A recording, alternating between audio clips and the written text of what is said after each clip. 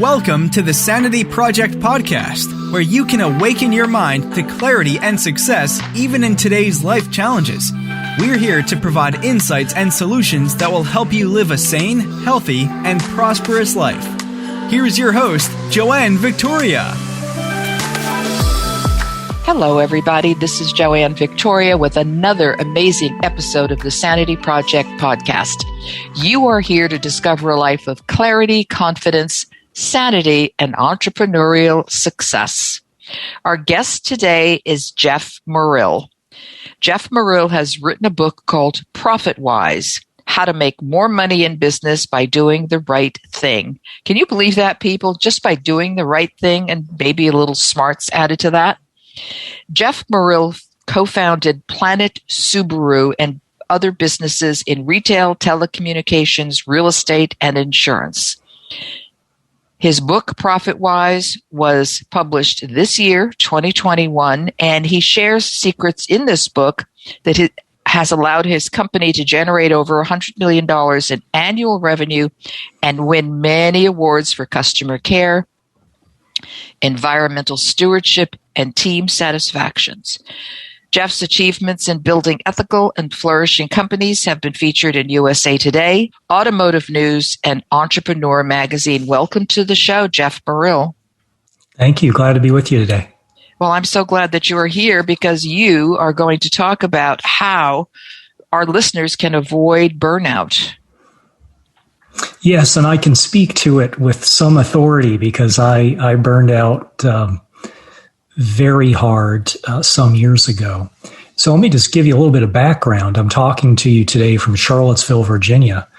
The businesses that you described in the introduction are actually all in Boston, Massachusetts. And so what am I doing in Virginia? Well, I actually grew up here as my wife did, and we relocated in 1998 along with my brother to open up. We bought a bankrupt Subaru dealership called Planet Subaru. Well, that's what we renamed it. And so that was 21 years ago. And what we decided at that time is that we wanted to be in business for ourselves and to have a different model in the car business, one where we were the alternative to the shenanigans of the typical car dealership. So that kept me sustained and really challenged for many years. And like most entrepreneurs, we had no easy early success. We were not like the Instagram founders that started a company and 3 years later sold it to Facebook for $1 billion. I mean, it was hard yards. I mean, it was 6 and 7 day weeks for years and putting the foundation in place. At about 10 years, it started getting a little easier. But also about that time, I was really losing interest in doing it. And I became acquainted with a definition of burnout, that burnout is what happens when you're putting more energy out into a particular activity or career than you're getting back from it. And just like any out of whack ratio, it cannot continue like that indefinitely. And one day, and this is now probably 15 years in, I drove into the parking lot of the dealership and I took the key out of the ignition and I couldn't walk in the door. It was like I was paralyzed, not physically, of course. I could have walked in the door. It was emotional. It was philosophical. It was spiritual. I was just done. And about that time, my wife had been observing the cascading effects of this on my physical health and even on our marriage. And she suggested that we move back to our native Virginia. So about that time, we started looking for a piece of property in the woods. And we would find one a couple of years later, and we built a house there. And so in 2018, I moved here. And I've started an adjacent career in the sense that I'm trying to share the ideas that I learned in business. It's not like I've abandoned the businesses that we built. We have a management team that runs them, so I'm still involved. But I wanted to take the opportunity to share everything that I learned in the hope that I could inspire other business owners to see the world like I do, which is that business can be good for your bottom line and you can earn a good living doing it. But if you make good decisions along the way, you can also enhance the opportunities for people on your team. You can generate enough revenue to support and reinvest in institutions in your community, nonprofits that need your help. And you can provide a really special service or experience for your customers that makes them want to do business with you and makes them very happy that they became acquainted with you at all. So that's let me stop there and let you follow up, please, Joanne, just to see which direction you'd like to go from here. Well, almost any direction about what you're talking about would work for me.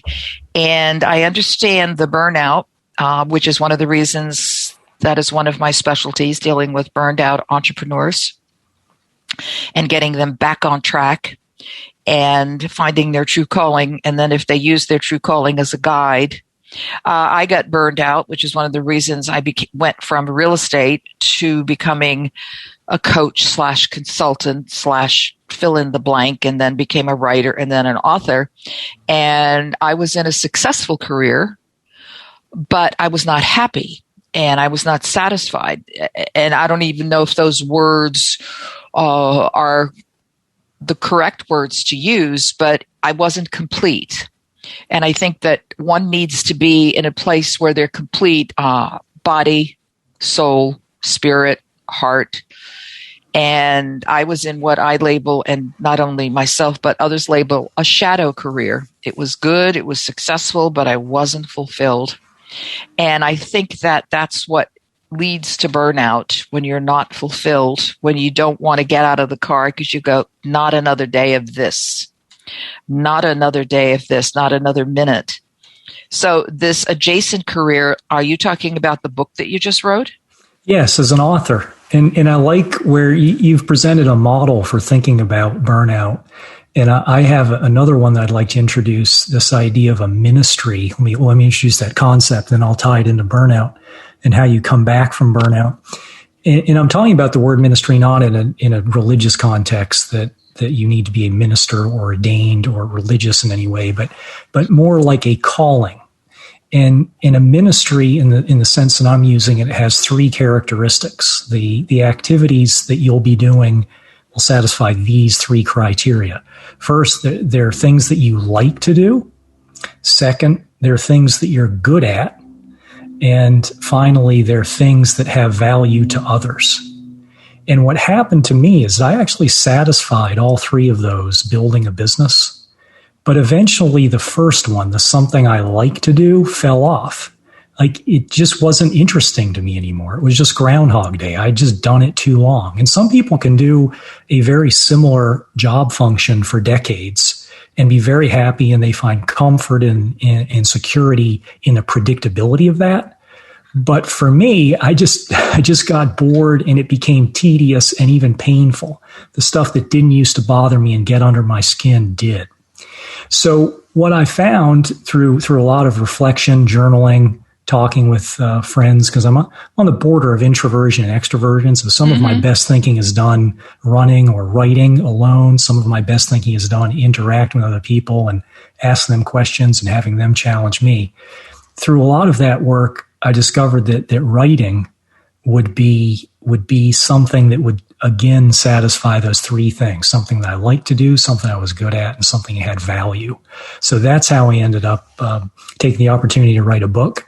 And so far, I'm really enjoying it. And it's very much energized my business career, not in a way that books should be relied upon as an income stream. In fact, I'm donating all the royalties for my book.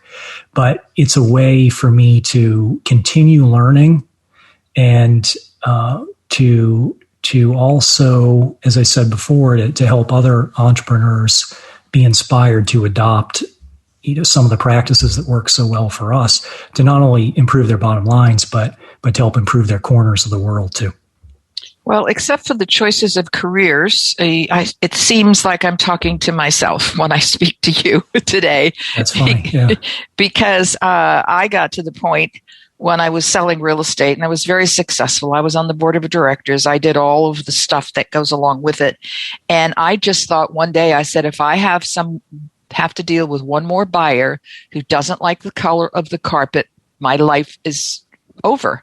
It's just like, this is not enough for me to be around. This does not fulfill my soul. Now, I didn't know those words to say at that time. All I knew was I no longer liked it. And, if I stayed, I'd be in a different place probably, but I didn't stay. And I had the fortunate at that moment that I was thinking this, or within the 24-hour period, I had a phone call from a friend, and he said, I'd like you to take this seminar. And he had been referring me to the boatloads of seminars. You did your journaling and your running, and I was taking workshops and seminars. And I said, okay, where do I send the check to? And he says, no, I want you to lead this with me. And I said, I've never done that before. He says, but you're capable. And, lo and behold, I loved it.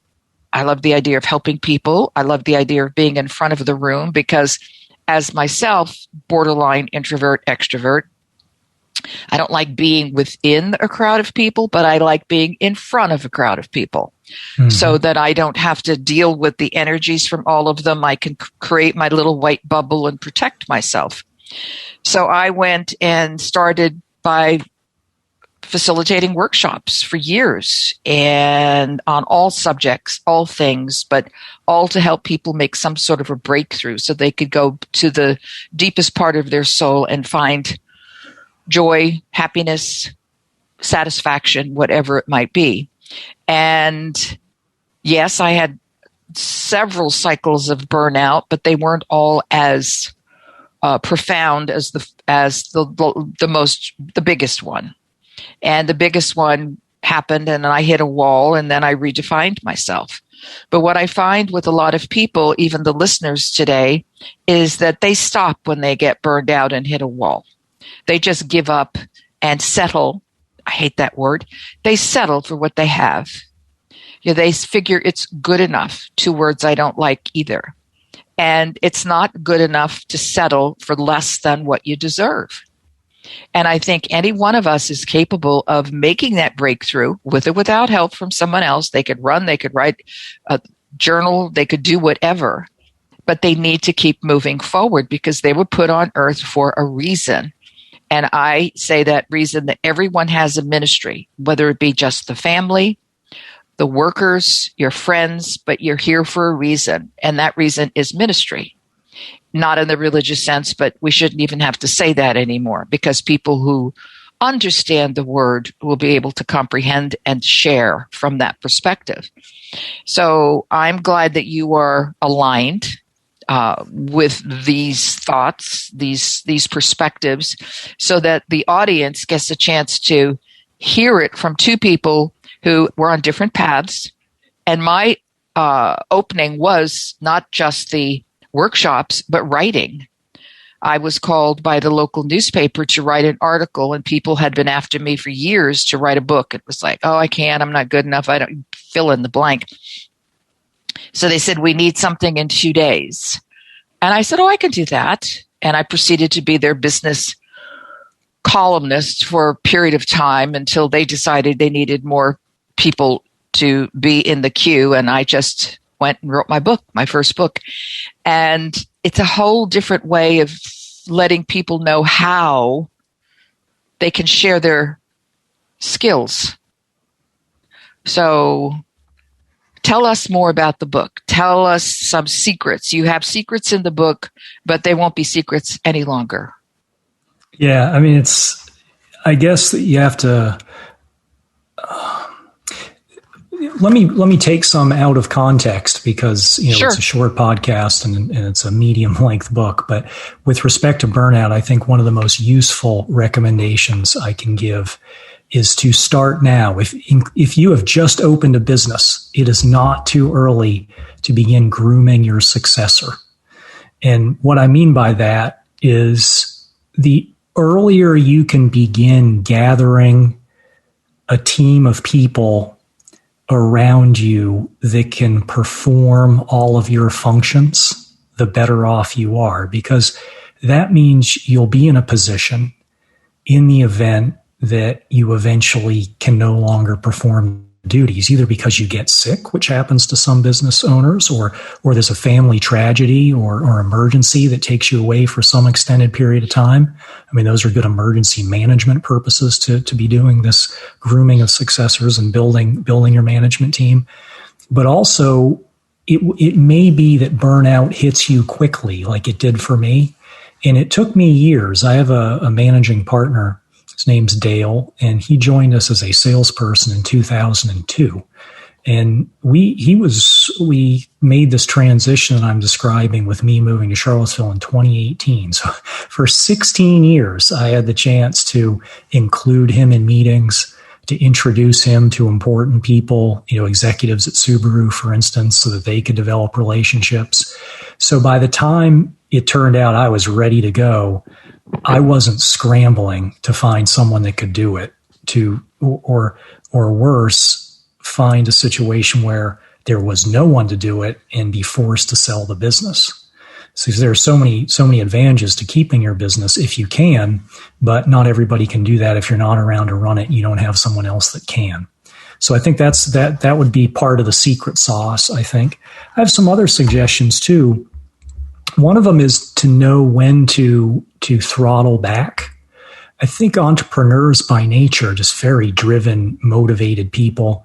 And not to delve too deeply into the psychology, but I think I'm a good example of how you can have a hole in your life that you're trying to fill. And for me, it was growing up under very modest circumstances. And I had this scarcity outlook my whole life. And I guess I just wanted to have abundance. And I worked very hard at that. And I think if you lose track of why you're doing things, then you can lose track of your career and your life. So it's important to stay focused on why you're doing it and how to how to live your fullest life and live a life in harmony with your values. Okay, so I need a little clarity because first when you say you know when to throttle back, and then you were looking, or you didn't know you were looking, but you were essentially trying to fill that hole in your life because of your childhood, not disadvantage, that's too strong of a word, but there wasn't enough, whatever, at the time, and you wanted more abundance. So how does that go into if you lose track of why you're doing things? Because were you doing things to create more abundance? Did you want that cash flow? Did you want more of the emotions that were not present when you were younger? Yeah, thank you. It's fortunate that I'm a much better writer than a speaker because that's okay. What happens? This happens when people get close to the that barrier, that strong but thin barrier between what they truly want to say. So, what went on that you were trying to complete as an adult? Yeah. So what happens is I think that entrepreneurs are so busy trying to fulfill, trying to pursue that dream, maybe fill that hole, that they don't check in over time to know when it's opportune, when the opportunity arises to finally declare victory and go home. And in terms of throttling back, let me give you a concrete example which might demonstrate this point better. I have friends who are also business owners, and my age, I'm 49. They're continuing to buy businesses after all of their needs are very well taken care of. Mm-hmm. With the cash flow from their existing businesses, not only can they live a good life, but they have abundance to share philanthropically. I mean, from a financial standpoint, they're set, but they keep going because they haven't checked in with who they are as people to ask the question, what is this achievement for and to what end? And am I willing to continue making the sacrifices to invest in the business building, knowing that there's an opportunity cost associated with that I'm going to be missing out on other things? Yeah. So for me, the throttling back came as a result of that recognition that I had done what I set out to do. It's like, how many businesses do you need? How much money do you need? How many homes do you need? You can only live in one home at a time. You can only drive one car at a time. How many do you need? So these were in middle age, these were the things that I began to recognize. And that process, I guess, is what I'm encouraging your listeners in that chapter of the book. Anyway, the book is far ranging about all sorts of techniques you can use to improve your business practices too. But this is a more global chapter talking about, how to make the most of your life. I would encourage your listeners to reflect on that, maybe do some journaling, or if they're not a writer, if that's not the way they do their best thinking, maybe it's a workshop, as you mentioned, or it's having some conversations with confidants about what a next step in their life could be that would eliminate that risk, so that at the end of their life they look back and say, wow, I built this great thing, but I peaked there. Yeah, it's not enough.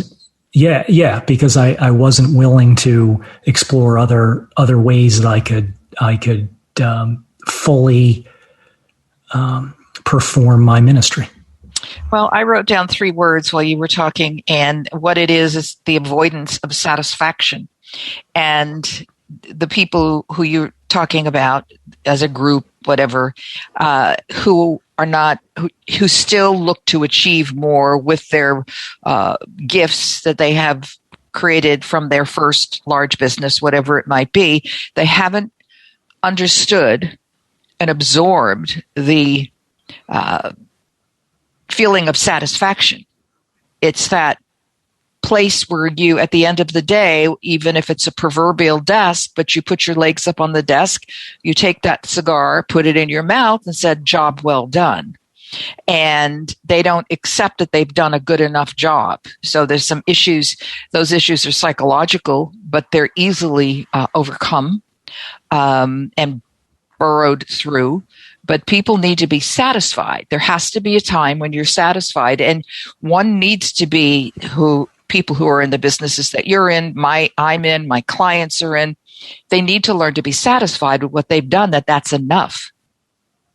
And they don't have to continue to beat the wall because they've already conquered the wall, but they have created another wall for themselves to overcome as some sort of a half-assed challenge. Excuse me, but that's my take on it. And I would tell a client, in fact, I've told clients that, you have created this next wall yourself because you don't trust yourself enough. Yeah. I mean, I think William Blake talks about something called mind-forged manacles. And what he's talking about is basically, putting handcuffs on yourself while you still have the key. And the way we liberate ourselves from that, I think, is through introspection. It's by thinking about what we're doing. It's by asking people that we care about whether they think we're living up to the values that we espouse in terms of the way we're spending our time and the direction that our life is headed in.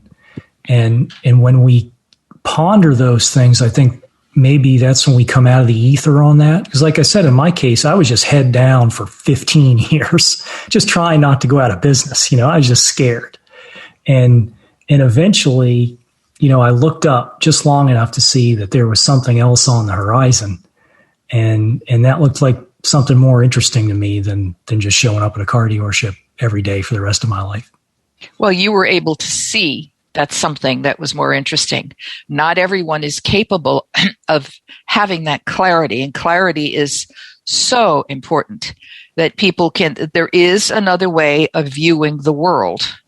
And when you create, even if you're successful and rich, it doesn't matter. If you have this very small, narrow view of how you see the world and yourself in it, that's all you're going to see. It's not only are your wrists manacled, your brain is, and so is your heart and soul. So you have to remove that small view of the world, make it larger so that you can see, look, I can write a book. I don't have to stay in my car every day and be ticked off that I don't want to get out of the car because it's a self-defeating purpose. There's more out there for me to peruse before I pursue. Yeah, and in my case, and I think my case is very representative, it might not be obvious at all what that next thing is for people. Because I graduated from college and couldn't find a job, and that's how I ended up in the car business. I ended up as a service writer in a Volvo dealership in Northern Virginia.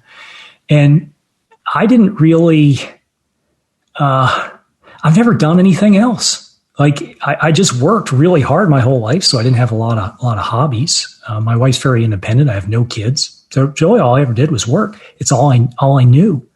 So it was not obvious to me, but I'm reminded of that that sort of insight about the human condition that you have to, if you want to exercise, the trick isn't waiting for the motivation to do it. It's just to strap on some running shoes and going out and taking a walk or a run. Like the motivation often comes second. And I think analogously, the same thing applies to finding that adjacent career, that next thing, the next challenge, the next thing that you're interested in that you want to do is to just start exploring in that direction. And there's no reason to think that you have to have it all figured out in advance. I'm reminded of a quote by E.L. Doctorow, the novelist, and he was talking about the challenge of beginning a novel. And the way he described that is that it's like driving in the fog at night. You can only see as far as your headlights, but you can make the whole trip that way. And his whole point is that you just turn on the wipers, you get in the car, and you go. That's it. The mistake would be to just sit in your house and never put your wallet in your pocket and your shoes on and the keys in your hand to go out and actually start moving in some direction, which is what it was for me. I can't say I became an author because I had a lifelong passion to do it. It actually happened almost opportunistically. I was in a very severe mountain biking accident shortly after we moved to Charlottesville, and I was laid up on the couch for months, immobile. And I was like, well, what else can you do sitting on a couch for months? And I was like, well, I've always loved writing and I got a lot of things to share. So let's give it a shot. And I started with the first page. That was it.